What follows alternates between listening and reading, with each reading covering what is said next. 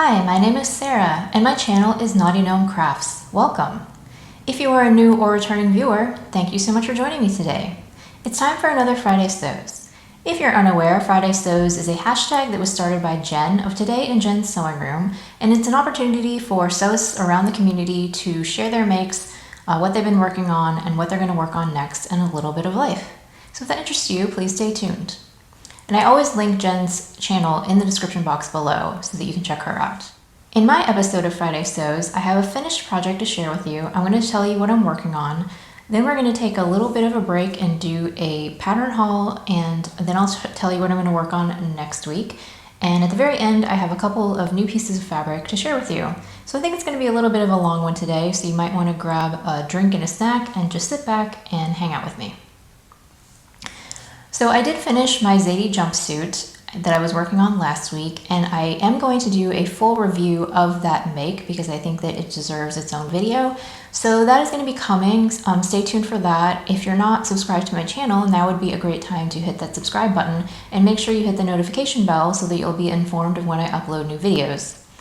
But today I actually have a different make to share with you. So after I finished the Suede, I was just very eager to make a jumper dress. Thank you so much to everybody who chimed in. There were quite a few people who said that they grew up calling them jumpers as well. And so I wanted to make a pinafore or a jumper dress, and I was debating back and forth of if I should buy a new pattern or not. I was thinking about it. And in the end, I decided to just make up the pattern that I already had in my stash, and that is Simplicity 8641. It's the Sew House 7 Burnside Bibs dress.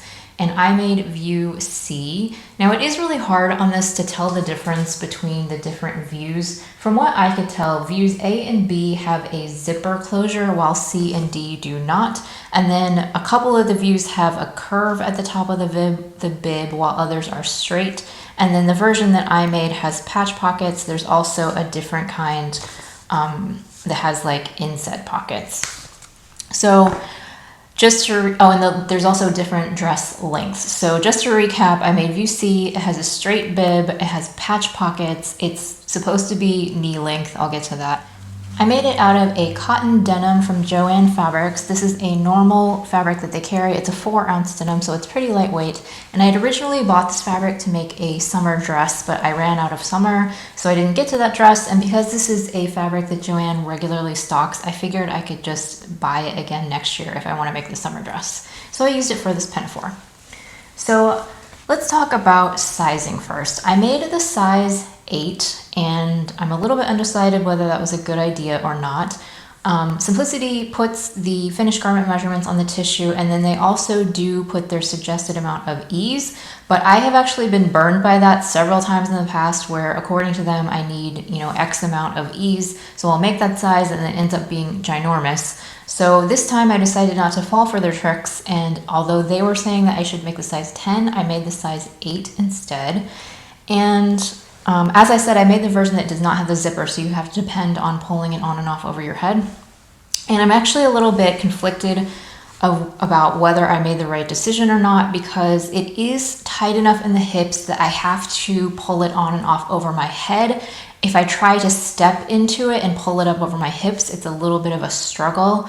And so in that respect, maybe I should have done the size 10. On the other hand, the way that this dress works, and it's going to be really hard to show you, but there's the straps turn into ties, which are threaded through this casing in the back here, and then you just pull it as tight as you want when you're fastening it. And I find it really bulky when I do put it on and pull it tight and tie it. I don't know, there's a lot of bulk back there. So in that respect, making the size 10 would have made that problem even worse because it would have been more gathered in the back. I would say in general, this method of having these little belt loops and then you thread the ties through them, I don't really like this. I find it fussy. I was constantly, when I was trying it on for the video, I was like fiddling with it and like trying to get it just right. It's not super easy actually to pull these ties through these loops. It kind of catches a little bit. It's just not the most simple thing to manage. And so I have to say, like, this system Like theoretically, it's nice because you can adjust the length of the straps depending on like what kind of top you're wearing. If you're wearing something heavier, you can make them looser, or if you're wearing a tight fitting top, you can pull them tighter. And that's nice, but I think the actual process of adjusting the straps is just really, really fiddly and kind of hard to deal with. So I don't really like that. So let's talk about construction. So I did have a little bit of a snafu with the instructions because it was one of the kinds of instructions that will say, you know, it has views A and B, and then there's separate instructions for C and D. But in the C and D instructions, it'll say, now for this step, go back to A and B and do steps 13 through 15 or something. And there was one point where I missed that in the instructions, and I just kept going, and that was the instructions to put the straps together and sandwich them in between the bib and the bib lining. And I totally missed that instruction that it was supposed to go back to the other view and do that part. So I stitched my entire bib and I top stitched it and everything. And I was kind of wondering at the time, like, when am I going to put the straps on here? But I missed that part. And so I ended up just top stitching the straps like to the bib lining and not worrying about going back and ripping out the top stitching because I just didn't feel like doing that. So that I do feel like, I mean, it was me not paying close enough attention, but I also feel like the instructions were not as clear as they could have been in regard to just listing the steps in an easy to follow order. So I didn't like that about the instructions. Otherwise, besides that, I will say that the garment was relatively easy to construct. I did make one change to the pocket. This is a patch pocket and it has a curved edge here, and you're supposed to put a facing on the top of the pocket, and then the rest of it you just turn it under and stitch it down. Now when the pockets are curved like this, I just find it really, really difficult to get it smooth and even, and so I just lined the pocket. I cut a piece of the cotton denim, and then I also cut the same pocket out of the lining fabric and just, you know, put right sides together, turn them right side out, understitched all that, top stitched all the things. But I think it just made it a lot smoother and simpler to sew those curves and have them look neat. Now there is a lot of top stitching on this view. I really wasn't paying attention when I chose what view I was going to make. And in reality, like, I didn't really want this dress to have a lot of visible top stitching, so I did not choose a contrasting thread. I didn't use top stitching thread. And I actually got really lazy and just kind of gave up in the middle. Like, I started out strong doing the top stitching on the pockets like you're supposed to. And then by the time I got to the bib, I was just like, like one line of top stitching is enough. I don't need to like do rows and rows and rows of top stitching because I don't really care because you can't even really see it. In retrospect, I think that I would have just not bothered. I would have picked a different view so that I didn't have to do all this top stitching because I didn't really want that effect visually. But it's fine. So for a little fun touch, since it is fall, I went ahead and pulled this quilting cotton out of my stash. It's a cotton and steel fabric. I bought it years ago, so it's probably not in print anymore. But it has these like creepy girls wearing masks. And yeah, I just thought that would be a really fun lining, just considering the season that we're in. So I lined the bib in the contrast, and then there's a facing on the back that has that contrast. And then, as I stated, the pattern doesn't tell you to do this, but I went ahead and lined the pockets in that fabric as well. And I just think that's a cute, like, fun little hidden touch that I get to enjoy. Now, I did not shorten this dress before I made it because I just wasn't sure where the straps were going to fall and where it was going to land on me. So I waited until the end until I could try it on to decide how much I wanted to shorten it. I also, just because of the style, I wasn't sure where it would look best on me in general. The model has it here like just below the knee, or there's another version that's like longer, I think somewhere. Yeah, I think it's actually this one. It has a slit and it's longer. It's meant to be like midi length. And so when I tried it on, it basically went to my ankles, and it was very like, I don't know, Little House on the Prairie or something, and I did not like that length. I did not want ankle length. I thought midi length was too close to the ankle length. So I decided to go for this length of like just below the knee. I thought that would look best on me, and therefore I ended up cutting off, I think, like 5.5 inches off the bottom in order to get it to be just below the knee on me. And so of course next time if I were to make this again, I would do that adjustment before I cut out my fabric, because that would save some fabric. So all in all, I think that's all that I have to say about this dress. I definitely need to take some time and try it on with different garments in my wardrobe and try to style it different ways, because I don't know, I'm just a little bit unsure about it. I think I like it, but I just need to find ways to wear it, I think, that'll kind of reflect my style. I did take some footage really quick of just me wearing it with the Jolly Emily turtleneck top. It's kind of a loose fitting turtleneck underneath, just to see what that looked like. And I will insert that footage so you can see some twirls. But yeah, like overall, I'm pretty happy with this. I definitely am looking forward to experimenting a little bit more with how I would style it. And definitely if I made it again, I would make all the changes that I mentioned, and it would probably go more smoothly. However, because of this drawstring situation back here, that I just don't really like this, I wonder if I could change it so that it's elastic instead of depending on the drawstrings. I don't know, that might be hard. Anyway, I'm just thinking out loud. I don't really like the way that this is functional or non-functional, as the case may be. That's the only part that's really holding me back from wanting to make another one of these. So once I had finished sewing up the pinafore dress, it was time to stop procrastinating and get to work on my Sew Over It 1960s coat. This is on my make 9. My goal is to finish this by the end of the year. I still have a little bit of time left, but I do need to be working on it. And I had cut out all of the pieces and all of my interfacing and lining and stuff, and so I did start sewing it up this week. So I ended up, I'm in progress here. I have the, this does not look very attractive, but it has the shell pieces, and I attached the collar. And then I did also put together the front facing, and then I attached the collar piece to the facing. And so the next step will actually be to sew the collars together, and then you attach the facings. But I decided to stop here because I am gonna do bound buttonholes. My sewing machine is terrible at buttonholes, and I don't feel confident at all that it could sew buttonholes through all these layers of fabric. So I'm going to do bound buttonholes, and I found a tutorial on the Cashmerette blog, and I will link that tutorial in the description box in case you're interested in taking a look at it. I've read through it. It seems doable. There's only 3 buttonholes that I have to do, so I think I can do it. But I am a little bit, I guess, not in the right mental frame of mind to do bound buttonholes right now. I've never done them before. I'm definitely going to want to do a practice one before I start. And so I think for now, for October, I'm going to put this coat away, and I'm done with it for the month. I went through all the steps in the instruction booklet for the coat, and I think I'm about 1/3 of the way through. So my thinking is next month in November, I'll go back, I'll do the buttonholes, I'll finish sewing the rest of the outer shell, because all I have to do after I do the buttonholes and put the facing on is to insert the sleeves, and then the outer shell will be done.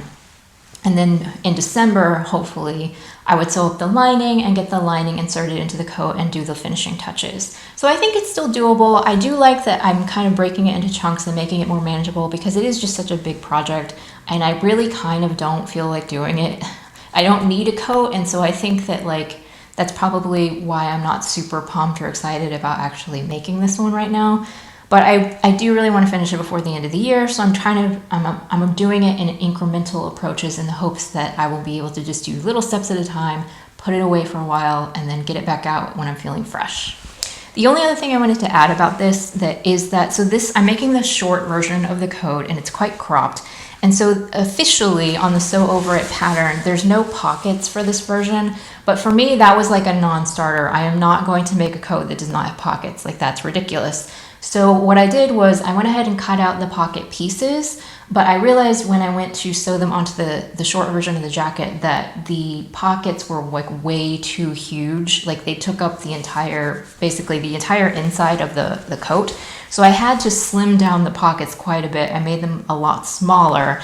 And then I just went ahead and I just did it my own way. They're inseam pockets. So like if you know how to sew an inseam pocket, you can do that. But I went ahead and added pockets to my coat so that I would have them. They're not exactly sewn the way that Sew Over It tells you to do it, because there's some special steps that are on the original pattern pieces that I didn't have because they're not supposed to be pockets. But anyway, I just did it like the normal way that you would do these type of pocket bags.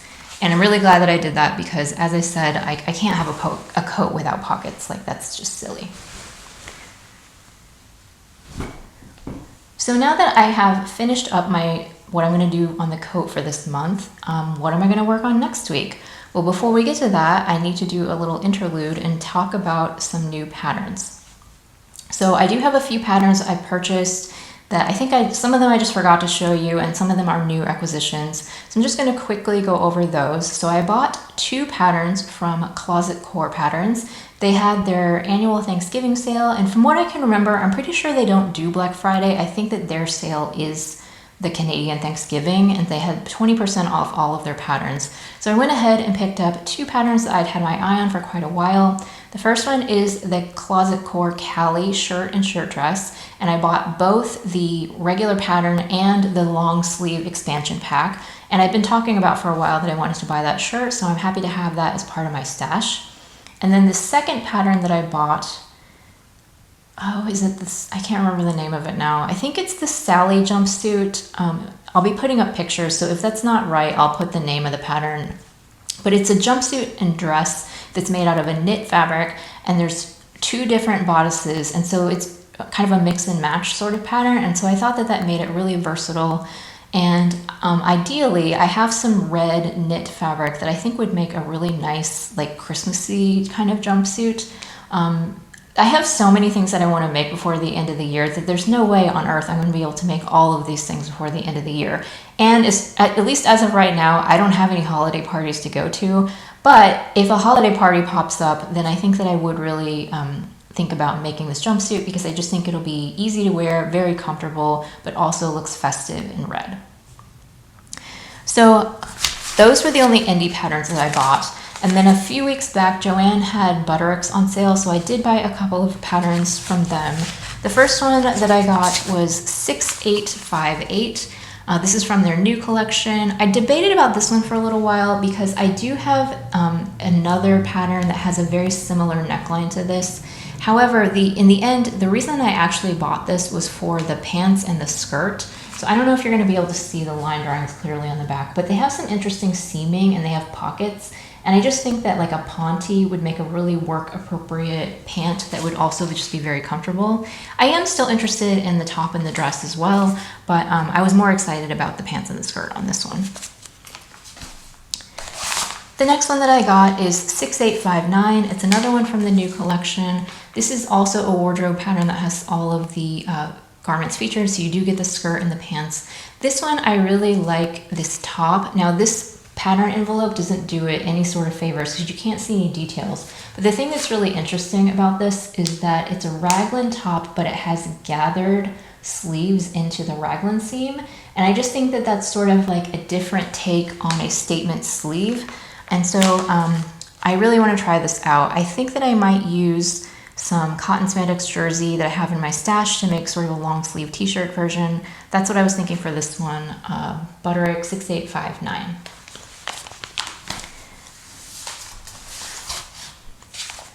The third Butterick that I got is 6621. This is an older pattern. I actually stumbled on this when I was watching Simply Delilah's video. I think that she had shown this pattern in a Friday Sews of hers. And the reason I was excited about this is that I actually had seen someone on YouTube, like a ready-to-wear fashion blogger, wearing a dress that was really similar to this. And so I really liked it, and I could not at the time find a pattern that was similar. But this one is basically identical to what the YouTuber had been wearing, so that's why I picked this up for this particular view, but I do like the other views. I actually have some twist dresses similar to this, and this one, I think this one just has like a tie belt, and I do like this, but I'm most likely to make this one. So that was Butterick 6621. And then yesterday, I found out that Joann's was having a sale on McCall's patterns. They were $1.99, and if you're seeing this video when it releases on Saturday, they are still on sale. And I think Vogue is also on sale for $4.99, and I've actually, that's the lowest price that I've ever seen Vogue patterns. So if you're interested in any of those, it's a good time to buy them. I don't really like Vogue patterns. I very rarely pick them up, so I didn't buy any for myself, but just sort of a PSA. And so I knew that I was right if I just waited long enough that there would be another sale on McCall's. So I went ahead and picked up some of the patterns that I had had my eye on. The first one is 7811. This is a shirt pattern, and the reason that I got this is because I, oddly enough, do not have a princess seamed shirt in my stash. And although I do like this view and some of the more statement sleeve type versions, I'm really most likely to make the plain one, and I'll show you the line drawings in the back. I mostly just like view A, and the reason I wanted a princess seam shirt is because I have been thinking lately about making some more form-fitting shirts that layer more easily in the winter under things like pinafore dresses or sweater vests or even pullovers, just making it a little bit easier, because although I like relaxed and oversized shirts, they get kind of bunchy if you try to put them under things. So that's why I picked this up, is so that I would have I could make some shirts that are just a little bit easier to layer in the wintertime. And that was McCall's 7811. The next one I got is another overalls pattern. It's McCall's 8162. Now the quick sew pattern that I showed in a previous video was more of your classic style overalls, like baggy, oversized. These ones are much more streamlined, and you do have the option of doing these boot cut legs, which I really like, or you can do a tapered leg, which is this version. I've seen a lot of this pattern on Instagram, and like lots of people have made the pattern and seem to like it. I would likely make this out of a stretch denim. And yeah, I just like having a little bit of options in terms of whether I want the classic relaxed overalls or if I want something a little bit more, I guess, sophisticated. I don't know. But yeah, I think you know what I mean. So this was McCall's 8162. The third pattern that I got was McCall's 8222. This is from a fairly recent collection. It came out in 2021. And this is a basic skirt with pleats, and it has a fly front and a slit in the front. I actually really like this one on the model. The reason I got this is because I've been wanting to wear skirts more often, and I think that having just sort of the equivalent of khakis, like khaki pants but in skirt form, would be a really practical thing to have in my wardrobe. And I don't know if I would make one exactly like this, but like certainly in this vein, kind of a neutral color. And I do like the longer version, although I don't know, I like the shorter ones too. It just kind of depends what I'm feeling at the time. But yeah, that's why I picked up that one, because I think it's going to be a good basic. And then finally, I got McCall's 7831. It's the pinafore dress that I've had my eye on. Tilly and the Buttons had a sale over the weekend, and I almost bought her version of the pinafore dress. I think it's called the Clio pinafore, but I did not end up buying that one because there's something weird about the pockets, and I just wasn't sure about the pockets. And so I'm glad that McCall's came through and they had their sale so that I could go ahead and get this one, because this is pretty much exactly what I want. And I want to make view C that has all the pockets. So the pockets on the bib pocket and then the side pockets, and I might even add it to the back too. I don't know. I'll just kind of see how that goes. So yeah, this is actually what I'm going to work on next. So pretty much when I'm done filming, I think I'm going to go downstairs and prep the pattern and, you know, get it cut out in my size and whatnot, make any length adjustments that I might need. And then I think that I might make my first version out of this from I want to do a wearable muslin, because I've never worn a dress like this, as I've stated, and I just want to make sure that I have the fit right and that I like the style, and so I don't want to cut into some really nice fabric immediately. So I was thinking about using some mustard colored corduroy that's been in my stash for a really long time. I like mustard, the color, but I feel like it doesn't necessarily like me. I think in retrospect, I feel like it was not a good color choice to be buying for myself. And so because of that, it's not super precious. If I mess it up or if it just doesn't look that good, I'm not going to be that heartbroken about it. And so I think I'm going to make that first, unless I can find some remnants in my stash, because I think this doesn't take a lot of fabric. Yeah, for a size 8, it says it only takes 1¼ yards of fabric, so that's not a lot. So I might try to rummage through my stash, find a remnant piece that I have, and just do a test version before I make the final version. Because the other thing about this is I was seriously thinking about potentially lining the garment so that it's easier to slide on and off over shirts. But yeah, I'll just see how that goes. So yeah, sorry, that was McCall's 7831, and that's what I'm going to work on next.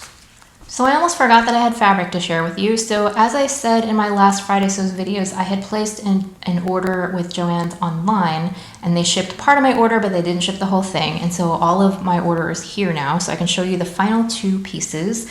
And the reason that I bought these is because I was browsing on the Nordstrom website and just kind of looking at some of the trends. And so, as you probably know, like leather and faux leather and suede are really popular, and what's new about this year is that they're making pieces out of those fabrics that are maybe a little bit atypical, you know, not just your standard skirts or jackets, like other things like shirts and pants and, you know, different kinds of garments are being made out of those fabrics. And so I happened upon a whole section of like faux leather and faux suede joggers. And I was like, actually, I think I would really like something like that because it's basically loungewear, like sweatpants, but they just look a little bit nicer and more sophisticated, and I might be able to dress them up if I wanted to wear them to work. And like, I think I really want to make something like that. So I went online to Joann's and I picked up, I wasn't sure what fabric would be better, and so I got 2 fabrics, faux suede fabrics that are slightly different. The first one, and I will link these down in the description box, I think the first one's called Stretch Suede, and I got it in this navy color. It's definitely the thinner of the 2 fabrics. It's really relatively thin, I would say, but it's not like sheer or anything, but it's just not heavy. And it does stretch a tiny bit this way, and then most of the stretch is going to be this way. It's quite stretchy this way. And I think that these actually have a nice drape to them, that it would make a good pair of jogger pants, you know, sort of a little bit more drapey. I don't know what I'm trying to say, but just, you know, not like thick sweatpants, but just a little bit drapier and more, I don't know, flowy feeling. So that's what I'm thinking I'm going to make out of this. And then I bought 2 yards of that, and then I bought 3 yards of this one. This is a faux suede scuba. I've never worked with scuba before because I usually tend to shy away from synthetics, but so I don't have any experience working with it, but it's much thicker than the other fabric. It feels more like the weight of like a sweatshirt fabric, even though it's not like a sweatshirt fabric, but it's like heavy like a sweatshirt fabric. And so it has a tiny bit of stretch this way, and then it does have good stretch. Where's the end? This always happens to me. I fold it up and then it ends up like a huge mess. Here we go. And then this is the stretch this way. So it's still pretty stretchy and it has good recovery, but it's not as stretchy as the other one. And as I said, it is quite a bit thicker. And so I got 3 yards of this because I really love this color, and I actually wanted to do the full-on loungewear set. So I was going to do joggers and then a matching sweatshirt out of this. I think it would be so chic. I don't know that I would wear that to work necessarily, but I would totally be hanging out at my house and just looking like the coolest person in the house, which, I mean, I already am. So anyway, that is all of the fabrics that I have to show you. So just a little bit of a reminder, I will be coming to you on Monday with another episode of Yarn Talk. And so if you've been interested in following along with my yarn-based projects, knit and crochet and spinning, I will have another episode to bring to you on Monday. And that's also usually where I talk about what's been going on in my life, because those episodes tend to be shorter than these. So yeah, if you're interested, you can come back on Monday and learn all about that stuff. Thank you so much for watching my video. I appreciate that you take time out of your day to tune into my channel, and I will see you tomorrow.